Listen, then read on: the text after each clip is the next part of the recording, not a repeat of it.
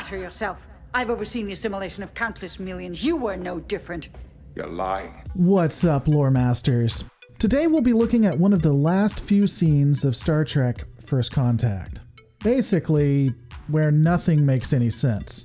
For those who haven't watched this from the very beginning, which, why the hell haven't you? We are basically at the point where we're at the end of Picard's hero's journey. He is off to save his friend Data and battle against the Borg. Getting right into it, we find Picard making his way towards engineering, and what we have is really a great way to write horror, and it's very eerie.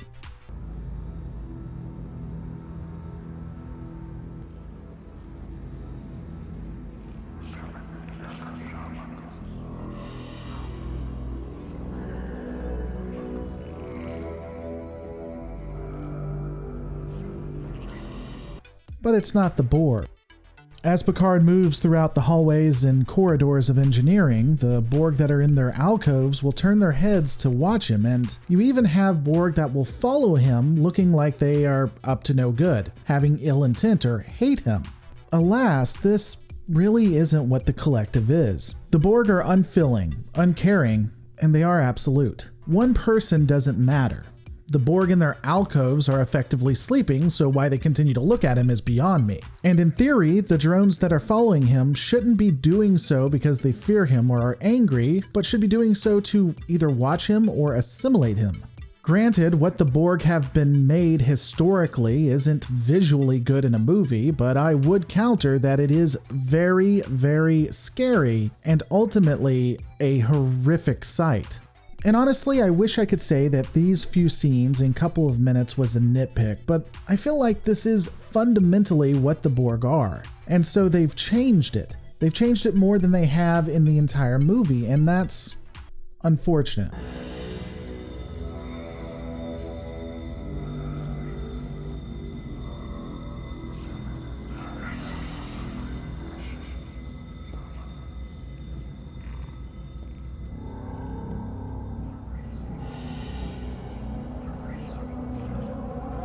What's wrong, Locutus? Isn't this familiar? Organic minds are such fragile things. As stated, organic parts of the Borg aren't something that the Queen should hate. I'm not sure why she says this unless she's just being insulting, even though she really doesn't believe it. How could you forget me so quickly? We were very close, you and I. You can still hear our song. Yes, I remember you. You were there all the time. But that ship and all the Borg on it were destroyed. You think in such three-dimensional terms. How small you've become. There are two pieces here. First is the acting.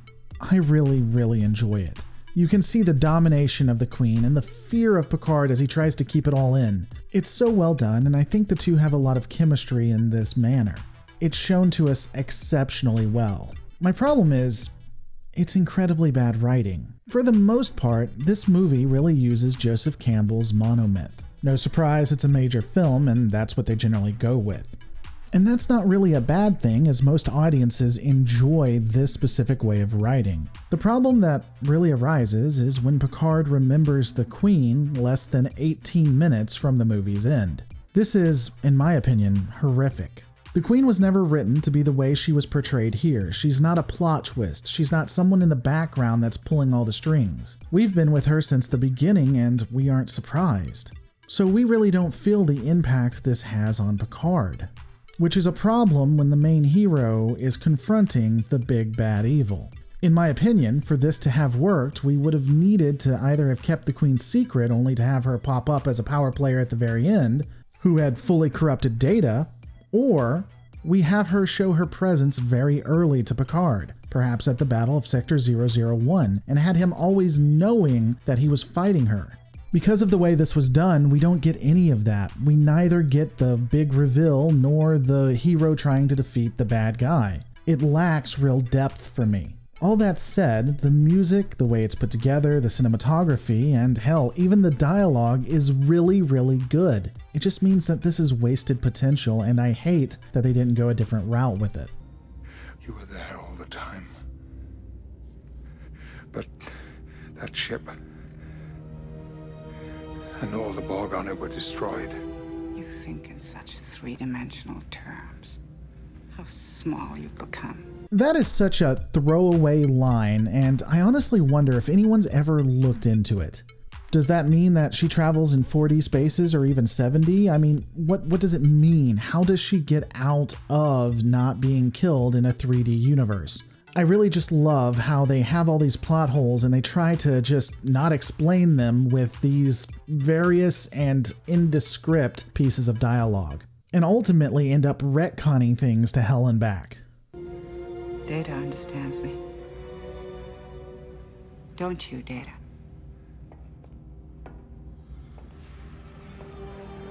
What have you done to him? Given him what he always wanted, flesh and blood. Let him go. He's not the one you want. Someone's not reading the room right. Are you offering yourself to us? Offering myself. That's it. I remember now. It wasn't enough that you assimilated me. I had to give myself freely to the Borg. To you. You flatter yourself. I've overseen the assimilation of countless millions. You were no different. You're lying. You wanted more than just another Borg drone. You wanted a human being with a mind of his own who could bridge the gulf between humanity and the Borg. You wanted a counterpart. But I resisted. I fought you. You can't begin to imagine the life you denied yourself. This dialogue and the idea is actually an interesting one. It's very Gene Roddenberry. The Borg not understanding or knowing how to deal with humanity is something I would say being very TNG or even the original series.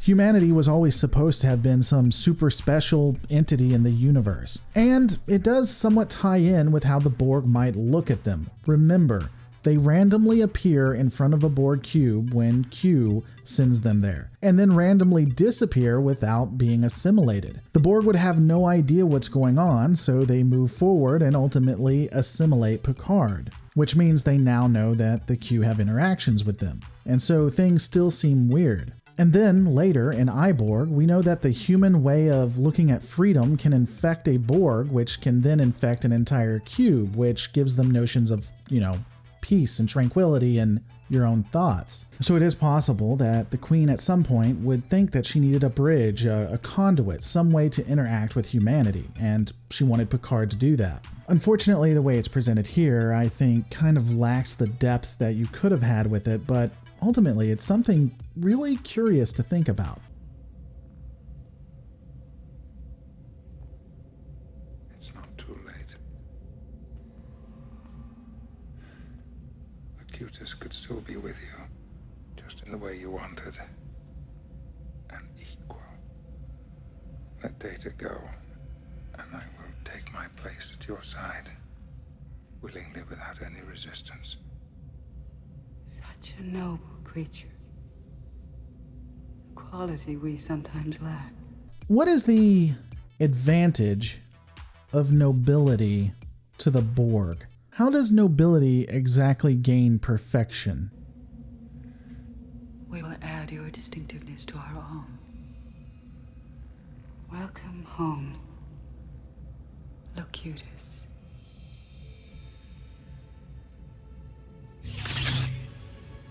Data, you're free to go. Data, go. No.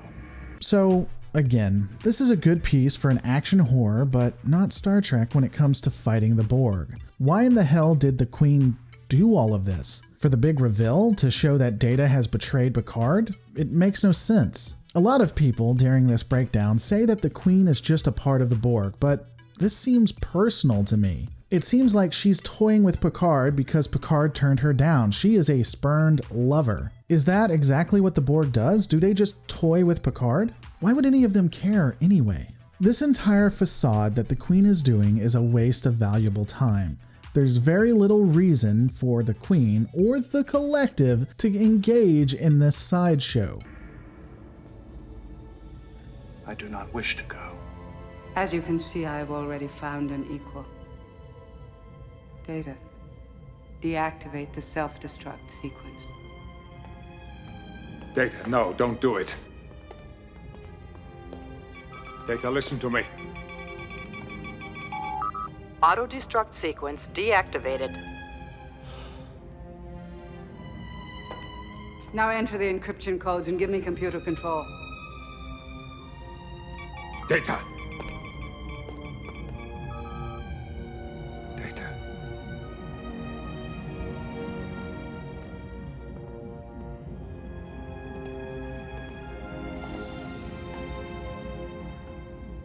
He will make an excellent drone. Oh, I know I've talked about it, but why are they going out of their way to make this so drawn out? The Queen should have had control a while back. The only feasible reason that she is asking for it now is because Data insisted on waiting for Picard. Maybe you could argue he wanted to do that so he could break the tubing, but he probably could have done that anytime and wouldn't have needed the captain. And honestly, that's putting Picard at risk, so I'm not sure why he's even willing to go down that route. It just honestly makes no reasonable sense why Data is waiting right now.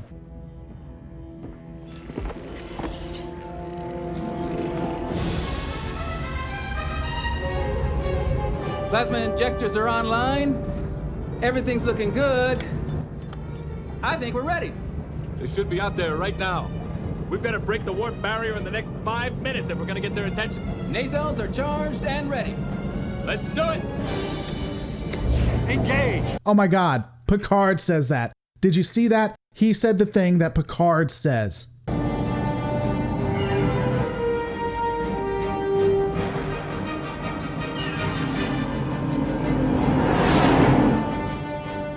Warp field is looking good. Structural integrity is holding. Speed! 20,000 kilometers per second.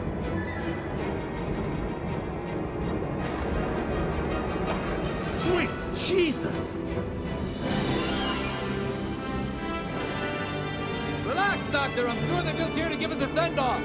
Again, I do like the dichotomy here. We know that the Sovereign is now under Borg control, but the people on the Phoenix don't. They have no idea what's about to happen, and it's a great ticking time bomb. Quick question here.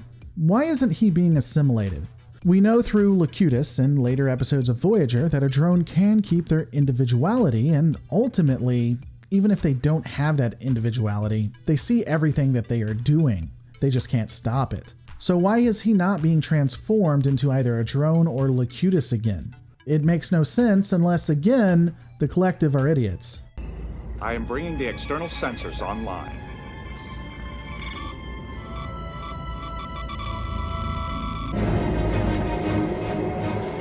30 seconds to warp threshold!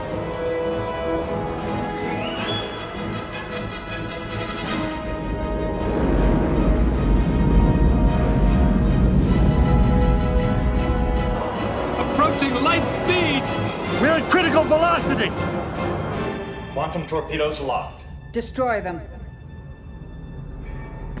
If she has computer control, why doesn't she fire the torpedoes or the quantum torpedoes with their mind? I guess maybe they haven't integrated yet, so it's not a huge deal, just something interesting.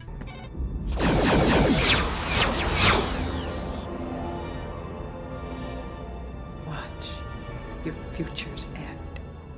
So there is some very nice camera work as well as foreshadowing. We see Data in the background getting closer to the tubes for the big double cross reveal. Though I guess I could complain that he should just hit it now and not wait, given that this would make the most sense while she's not watching, but I guess it's not as dramatic. Anyway, nicely done for what it is, you just can't think about it.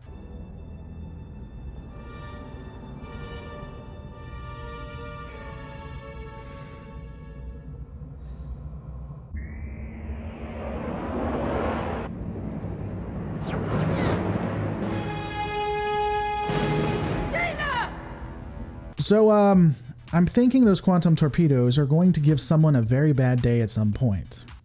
I guess they probably could self-explode. Also, why is she yelling his name versus sending all of the drones after him? I guess... I don't... Quantum? I don't...